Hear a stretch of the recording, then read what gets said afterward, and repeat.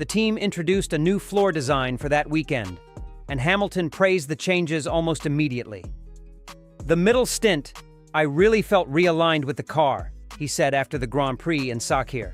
He called the balance much more positive and said his natural driving cadence began to resurface during that phase. The team's decision to use the hard compound early allowed Hamilton to push harder in the final stages. He crossed the line just behind teammate Charles Leclerc and finished fifth in what was Ferrari's cleanest race of 2025. At this point in the championship, Ferrari is forced to chase. Not only does McLaren hold a large edge in the Constructors' Championship, but the delay in upgrades and solution has cost Lewis Hamilton and, in particular, Charles Leclerc many points in the Drivers' Championship, which is also affected by the double disqualification in China. The SF25 has not provided the desired answers, and problems have arisen that Loic Serra and his team are working to fix. The car has occasionally shown remarkable promise, but is not always usable. In this way, Miami will be an interesting stage for the Scuderia as it seeks additional good signals while waiting for future improvements, which will come in the race after Miami at Imola. So, what upgrades will they bring, and what do they have to fix on their car? We've frequently heard contradicting remarks from the Ferrari team principal and the two drivers. The sides are not at opposites, but they do have differing ideas about how to move forward. Frédéric Vasseur most likely has a lot of faith in the technicians and the results of the wind tunnel and simulator, implying that the SF25 has a lot of potential to draw from. We saw it on Friday in Australia, in the sprint race in China, and then we had a good pace in Bahrain, and here in Jeddah, I think that Charles after lap 10 was faster than Verstappen and maybe Piastri. Vasseur declared in various post-race interviews in Saudi Arabia, "We have to improve on Saturday and put everything together." In this regard, the drivers, particularly Charles Leclerc, believe that Ferrari's present challenge is qualifying. However, it is difficult to extract further potential from the current platform. "We simply lack downforce and a bit of grip compared to McLaren, Red Bull and Mercedes. We lack a bit of performance on Saturday," said the Monegasque. Similar to 2024, the new car appears to suffer when attempting to squeeze maximum grip and performance from the soft. It's no accident that we frequently encounter Ferraris in testing that are more comfortable with medium or soft settings, with results that are comparable, if not better, than those of their competitors. The SF24 had problems warming up the tyres, so it began the lap with an already established delay. This year, the sensations appear to be the same, but the scenario is slightly different. The SF25 has a weak rear and an uneven and fluctuating balance as a result of a riding height higher than the ideal operating window. As previously stated, the SF25 is limited by rear stiffness issues, which are linked to aerodynamic issues. The technician's blanket is currently short, and the setup is always a compromise between slow, medium, and quick corners. In Jeddah, they chose to favour the quick corners while sacrificing a lot of performance in the slow ones, resulting in losses that were compounded during qualifying, particularly in the first sector. The new tyre has helped in this regard.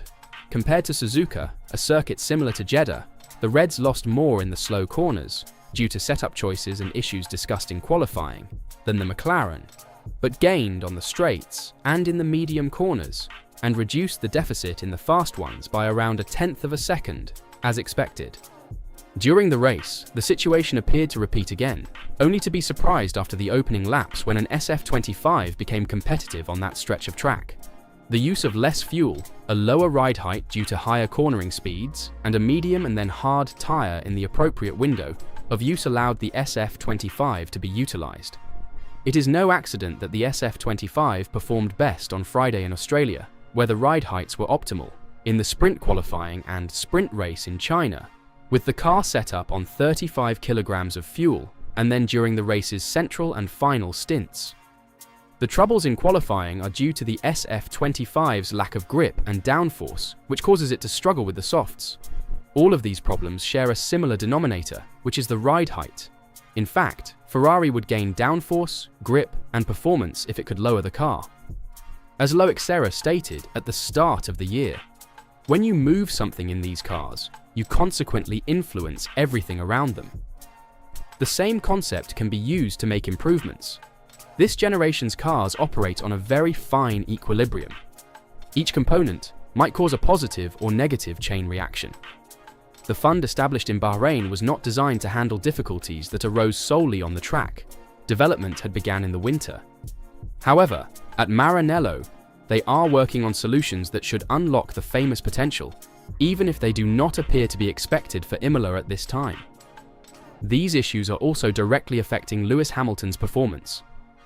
Charles's oversteering driving suits this Ferrari very well, stated the 7-time world champion. It goes without saying that every driver desires a flawless, or at least well-balanced car, but this is impossible to attain.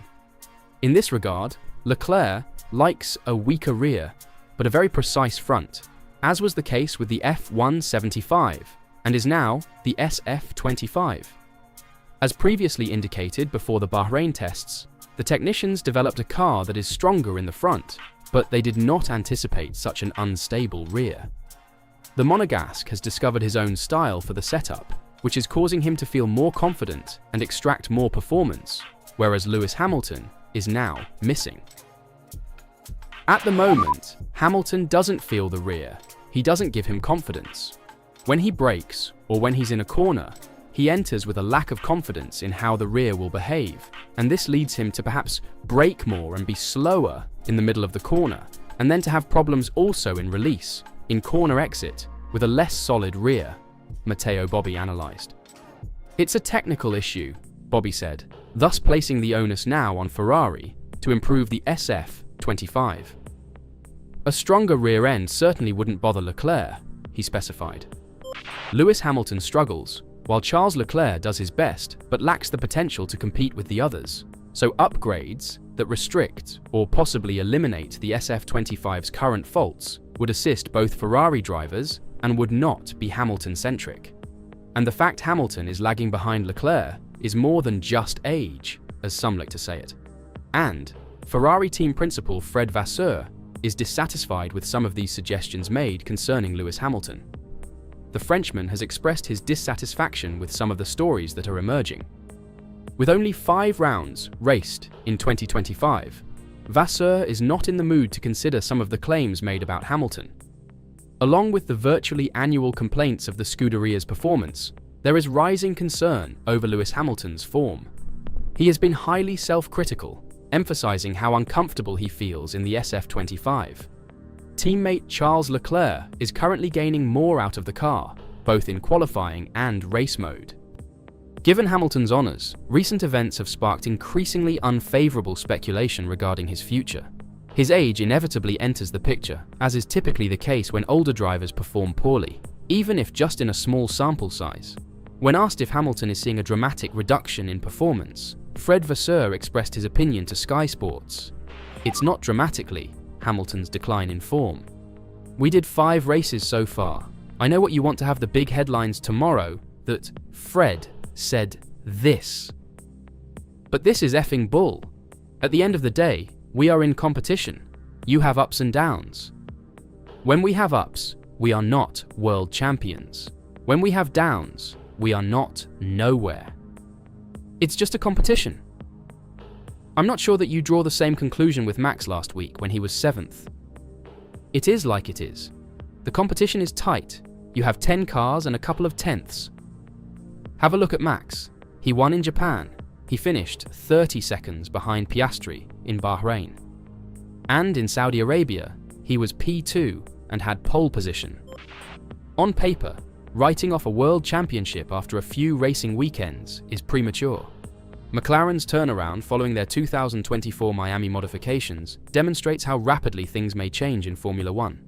Having said that, Ferrari's 110-point deficit to McLaren means they have very little tolerance for error if they want to compete this year. Crucially, unlike other top teams, the Scuderia has already implemented a significant update package. These upgrades, which debuted in Bahrain, have failed to bring the SF25 within striking distance of the MCL39. Charles Leclerc has been extremely open about this issue, stating his annoyance after qualifying in Jeddah that a near-perfect run was only good for 4th position on the grid. This puts pressure on Fred Vasseur to correct the situation and get Ferrari back in contention. Ferrari's performance this season has been quite disappointing, especially since that they were relatively evenly matched with McLaren at the end of 2024. With the 2026 regulations being so unclear and Mercedes being rumoured to have the greatest engine, the Maranello team has a short window to rescue this year's season, and those next upgrades in Imola better deliver. Can a change of colors really mark the beginning of a new era for Ferrari? Or is it just a marketing ploy to hide deeper problems? Ferrari's white revolution at the 2025 Miami Grand Prix represents one of the boldest and most symbolic decisions in the modern history of the Maranello team. To understand the magnitude of this move, one must first understand the almost mythical weight that the color red carries at Ferrari. Since its founding in 1929 and especially since its entry into Formula One in 1950, red has not simply been a visual element. It has been an emblem of national identity, passion, and Italian performance. Ferrari's red was not a stylistic choice. It was an obligation imposed by the FIA in the early days of the sport, assigning national colors to each team, and Ferrari embraced that imposition as an intrinsic part of its DNA. For more than 7 decades, with a few historical exceptions, such as the 1964 Nürburgring Grand Prix when they wore blue and white for political reasons related to their American importer, Ferrari has remained faithful to that red, even adapting it in different shades, but never completely abandoning it. The announcement that the SF25 will be predominantly white, accompanied by blue and red hues, for Miami 2025 has shaken not only the paddock, but also the millions of fans around the world. This is not simply a marketing strategy. It is a calculated and multidimensional message that Ferrari seeks to convey. This visual change represents a conscious act of rupture, a symbol that the team is willing to leave behind the rigidity of its past to embrace a new era, more modern, more global, and more connected to the spectacle that contemporary Formula One demands today. The close collaboration with HP, its new main sponsor, has been the perfect catalyst to justify this aesthetic leap, using the tech giant's color palette as a visual bridge between tradition and the future. From an emotional standpoint, Ferrari is playing a card that few brands can afford, manipulating its own myth. By painting its car white, it is inevitably provoking both love and rejection, but above all, it is ensuring conversation, media attention, and polarization essential elements in an era where visibility is as strategic as on-track performance. The first leaked images show that not only the car, but also the complete attire of the drivers, team members, and even the Miami garage will adopt this special aesthetic, aiming for a totally immersive experience that goes beyond the simple act of racing on the track. Furthermore, the choice of Miami as the setting for this aesthetic revolution is not accidental. Miami represents one of the fastest-growing markets for Formula One, driven by the popularity of the Drive to Survive series and the recent boom in American interest in the sport. Ferrari fully understands that the American market, where it is already an iconic brand, can be further expanded if it adapts to its style of spectacle, luxury, and exclusivity. In fact, if we analyze Ferrari's recent context in the United States, we see that sales of its merchandise, especially after the arrival of Lewis Hamilton, have grown exponentially, and this white livery is a move to consolidate and expand that trend. But there is an even deeper nuance to this decision: the symbolism of white as a color of renewal and purity. At a time when Ferrari has begun an internal reconstruction of its technical project, led by Frédéric Vasseur, seeking to correct years of strategic and operational errors, wearing white can also be interpreted as a ritual of rebirth, of a clean slate. Ferrari doesn't just want to appear different, it wants to be different. It wants to send an internal and external message that it is leaving behind the shackles of the past to boldly embrace the future. However, this transformation is not without risks. Changing a symbol as powerful as Ferrari red could alienate the most purist fans, those who see in every Maranello car an almost sacred historical continuity. On the other hand, there is a danger that if sporting performance doesn't match this visual shift, the media impact will backfire, accusing them of prioritizing image over competitiveness. Ferrari is betting heavily, aware that in Formula One, perception and narrative are as crucial as speed. Therefore, this white revolution cannot be understood simply as a change of paint. It is the opening chapter of a new story that Ferrari aims to write in 2025, a story where aesthetics, commercial strategy, and the desperate quest to return to the pinnacle of sport intertwine in a single, bold, and necessary commitment. Ferrari's transformation for the Miami Grand Prix cannot be understood in isolation. It must be interpreted within a much broader, intelligent, and aggressive commercial strategy, carefully designed to capitalize on the most favorable moment in decades for the Maranello brand in terms of global marketing. Lewis Hamilton's arrival at Ferrari not only revolutionized the sport's dynamics but also opened the door to a new era of economic opportunities, visibility, and strategic positioning that the Scuderia is not willing to waste. Hamilton's entry into Ferrari represented an unprecedented media earthquake. Immediately, all brand-related metrics, social media engagement, mainstream media attention, searches on digital platforms, merchandising sales suddenly skyrocketed. Puma, Ferrari's technical partner for official apparel, quickly recorded an 800% growth in sales of team-related products. This figure, which might seem anecdotal, actually reveals a much deeper phenomenon: Ferrari's transformation into an even more universal brand, capable of reaching audiences traditionally outside the Formula One orbit. Given this context, the launch of the white Puma for Scuderia Ferrari HP Miami limited edition collection is not simply an aesthetic extension of the car's livery change. It is a masterful maneuver of commercial timing. The collection, which includes sportswear, accessories, and limited edition footwear, becomes a desirable product not only for traditional fans, but also for a new, young, diverse, and global audience that sees Hamilton as an icon of style, diversity, and excellence. Ferrari's commitment goes beyond selling t-shirts or caps.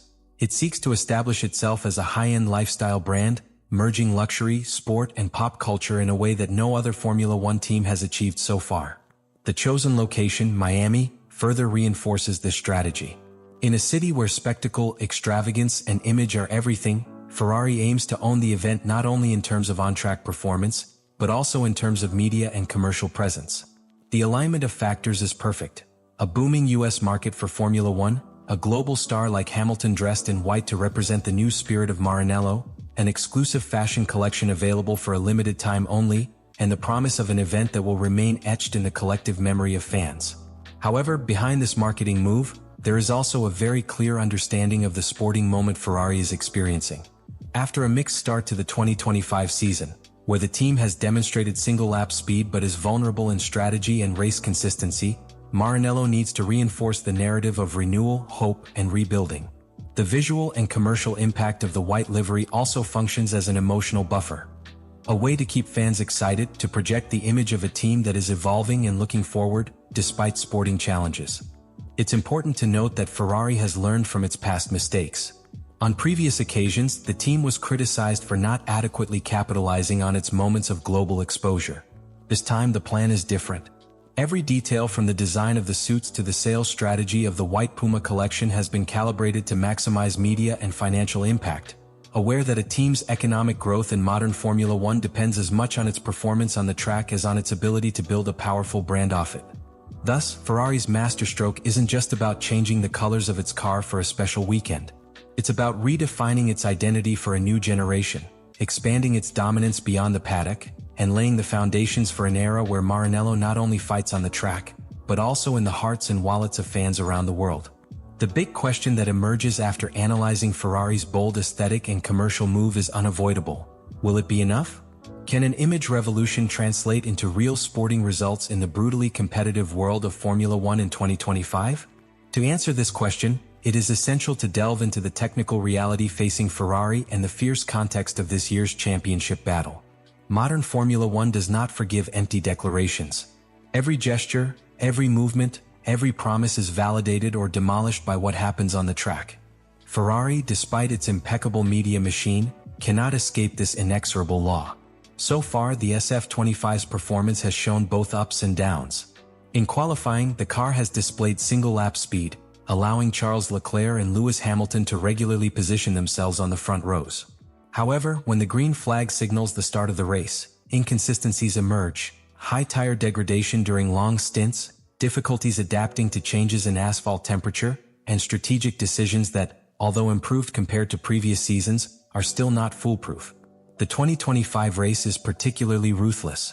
McLaren, after consolidating its title as Constructors' Champion in 2024, has taken another step forward in 2025. Its MCL39 is not only fast but also extremely consistent on different types of circuits. The Norris-Piastri duo has shown a solid race that combines tire management, pure speed, and near-flawless strategic execution. Mercedes, meanwhile, has re-emerged after years of rebuilding. George Russell leads with maturity, and Kimi Antonelli, despite his youth, demonstrates the makings of a champion. Even Red Bull, in the midst of an internal structural crisis marked by driver changes and tensions at the top, remains a threat. Max Verstappen, with his natural talent and killer race instinct, continues to extract remarkable results from an RB21 that, while no longer as dominant as it was in its heyday, is still a dangerous tool in expert hands. In this perfect storm of fierce competition, Ferrari faces an existential dilemma. The SF25 needs more than visual changes or emotional boosts. It requires specific and urgent technical improvements if it is to seriously contend with the title. The main weakness remains tire degradation in mixed conditions, a critical area that in previous seasons has been the difference between aiming for the podium or being stuck in the midfield. Likewise, adapting the car to different aerodynamic configurations remains a challenge, particularly on high-load circuits like Monte Carlo or the Hungaroring. Another important factor is Lewis Hamilton's adaptation curve.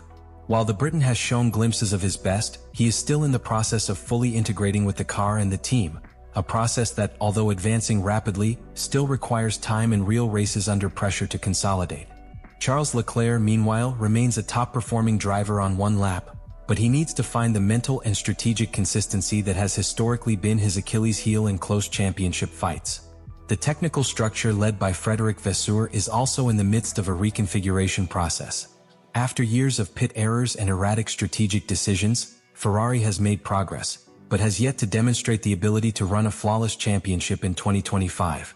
In a season where every thousandth of a second counts, where every pit stop can be the difference between victory and defeat, this aspect will be as critical as pure speed. For all these reasons, Ferrari's white revolution cannot, on its own, win titles. It's a powerful statement of intent, a necessary coup to revitalize internal morale and external image. But if Ferrari wants this symbolic transformation to translate into real trophies, it will have to demonstrate, week after week, that it has corrected its structural weaknesses, that its technical evolution is constant, and that its drivers are capable of performing under maximum pressure. The year 2025 offers no room for prolonged errors. The battle for the championship is already underway, and every race is a battlefield where legacies are built or destroyed. Ferrari has decided to take a bold step forward. Now the real challenge begins, turning that boldness into victories. Ferrari's white revolution in Miami isn't simply a superficial change. It's a public declaration, almost a desperate cry, that Maranello has understood that continuing to do things as usual won't be enough to survive in the new order of Formula One. Because the F1 of 2025 is ruthless, demanding, and cruel to those stuck in the past. Ferrari, by dressing in white, isn't just renewing its image, it's trying to cleanse itself of the sins of its own recent history, the strategic errors, the humiliating defeats, the missed opportunities at critical moments. But changing the external perception doesn't guarantee changing the internal reality. And that's the real challenge facing the Scuderia today. Because in a championship where every mistake comes at a heavy price and where windows of opportunity close in a matter of months, Ferrari has no time for empty symbols. It needs this aesthetic revolution to be accompanied by a real change in the way it works, in the way it competes, in the mindset of its leaders and drivers. It needs to transform the excitement of its fans into tangible results on the track. Miami white can be the color of rebirth, or it can become the most painful reminder of how close Ferrari came to being great again, and how far away it still is. It all depends on what they do after the cameras turn off, after the white merchandise sells out, after the paddock party ends. What will truly matter will be the performance on the track, the decision-making under pressure, the ability to turn talent and passion into victories and championships. This is a unique opportunity. Ferrari has lit a spark that could rekindle the flame of its greatness. But that spark needs real fuel, impeccable strategy, constant innovation, perfect execution. The glamour of Miami can't hide this brutal truth. The spectacle is only the first step. Now the real test begins. And now I ask you directly, do you think Ferrari has truly changed?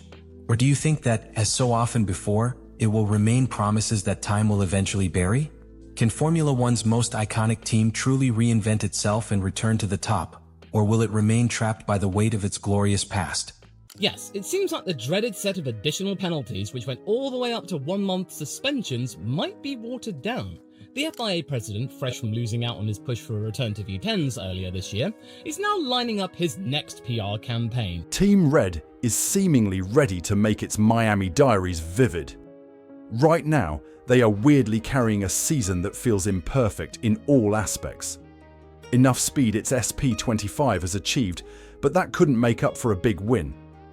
Given the scenario, Scuderian engineers promptly changed the discussion.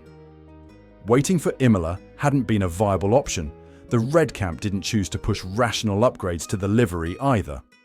This time, they have gone off track, and this move is exclusively made for Miami's long straights and tricky corners. And it loudly says, Ferrari has probably realised what's slipping away. So exactly what does their plan B look like? Ferrari's 2025 season has been a story of almosts. Bahrain, Saudi Arabia, Australia, 3 races where the top step felt closer than it really was. Flashes of brilliance were there, which made Saturdays fast and Sundays brave. However, unpredictably, those all ended in lost hopes. The SF25 had the legs, but it refused to compete when it should. From tyre drop-off and strategy misreads to small setup gaps, everything added up to frustration. After Melbourne, the race debriefs grew even heavier. The leadership was pretty aware that Red Bull was still stretching ahead and McLaren was busy flashing serious straight-line speed. Gauging the risk, Charles Leclerc couldn't take the risk of wasting time in spelling things out. Ferrari's golden boy evidently wanted faster responses. Likewise, while Sainz never raised his voice, his simulator feedback adequately briefed the real scene. We need more, and we need it now. Could the Red Camp pull a real answer before it was too late? Well, coming straight to the point. Ferrari team boss, Fred Vasseur, kept it simple, no more upgrade cards before Imola. The team strategists don't find half-baked tweaks effective anymore, so they're not going to rush anything, suggest insiders. Some believe the team is intentionally delaying upgrades and waiting for Imola to keep things as safe as they could. According to analysts, Ferrari have technically carried out enough upgrade efforts until now. For instance, take Bahrain GP exclusive floor tweak, which was supposed to broaden the car's sweet spot. Undoubtedly, it helped. Following the upgrade, Charles Leclerc put in a gritty performance to finish third in Jeddah. It claimed his first podium finish in the 2025 season. Having struggled a bit more, his world champion teammate Lewis Hamilton finished 7th. However, even that result couldn't satisfy the red drivers. Post-Jeddah, Leclerc's anxiety made headlines. "We cannot lose too many races before finding it," he said, after sitting 50 points behind the championship leader. Analysts also warned that the math's getting uglier. Fred Vasseur summed it up pretty bluntly too. Miami is a sprint weekend and there's very little time to work. We will probably bring updates to Imola. So, leaving all experiments behind, Ferrari chose to switch its focus on what they already have. As of now, the team has made the Bahrain floor upgrade their trusted weapon. However, according to sources, Scuderia is trying hard to squeeze the most out of SF25. Put simply, its ride height is being played around with, and tyre setups are also being modified a bit. Keeping Miami's atypically bumpy layout in mind, the Red engineers are also dialing softer suspension settings compared to Jeddah. Additionally, they're slightly opening up the brake ducts to cope with the expected 32-degree heat pounding down on the track all weekend. Moving on, they're also fine-tuning rear-wing angles. According to analysts, this modification would help find a middle ground. That said, it's going to be low enough to attack the straights and stable enough to survive the twisty bits. Pirelli's softer. C2, C3, and C4 compounds need heedful handling over a sprint race stretch, hence, the tyre pressure is being tweaked. So, all in all, Ferrari are not hitting the Miami track completely empty-handed. However, they are not tacking new toys on the table either. Let's face it, podium or not, Charles Leclerc doesn't look remotely relaxed heading into Miami. The Jeddah result helped him breathe, yes, but that 50-point gap to Piastri still hangs over his head. He's back in simulator mode and working overtime on long-run tyre performance. Insiders say Charles is putting extra focus on degradation patterns over sprint lengths, especially with Miami's heat expected to mess with the C3 compound early in stints. He's also been vocal in technical briefings. This time, he's pushing for better early race balance. That first 5 laps, where Ferrari have lately looked jittery, is where Charles wants stability locked in. Coming to Lewis, well, things have got different and heavier for the Briton. The scoreboard says his Ferrari debut season has been borderline haunted. After Saudi, Hamilton cancelled his personal plans and flew straight to Maranello. Just simulator, debrief and grip recovery work, that's how his schedule looks right now. He's reportedly asking for chassis stiffness changes and more steering response out of low-speed corners. Sources suggest turn 17 and turn 11 are his focus zones. To be blunt, Lewis is probably not trying to win right now. He's more invested in setting up a true connection with the car. So yes, the Red Camp is showing up to Miami prepared, though it's not fireworks and flair. 2 drivers are walking in with different frustrations, but both are hoping the same car finally listens. Granted, Miami won't or may not define the season, but it can surely stretch the gap, and seemingly, Ferrari knows that all too well. Looking at the team's competitors, the scenario seems a bit worrisome, at least the paddock believes so. Red Bull aren't walking into this race invincible, but they still hold the upper hand. Even with balance concerns around the RB21, they've consistently found a way to finish in the top 2. Max Verstappen isn't running away with it just yet, but he's not looking over his shoulder either. McLaren, meanwhile, have turned decent potential into a continuous threat. Oscar Piastri has already taken 2 wins, only to lead the championship. Norris is also pretty close. He's been showing straight-line speed, and race pace are both working, especially after the China upgrade kicked in. If they stay this efficient, they'll make life miserable for anyone still figuring things out. Then comes Mercedes as of now. It's a strange case.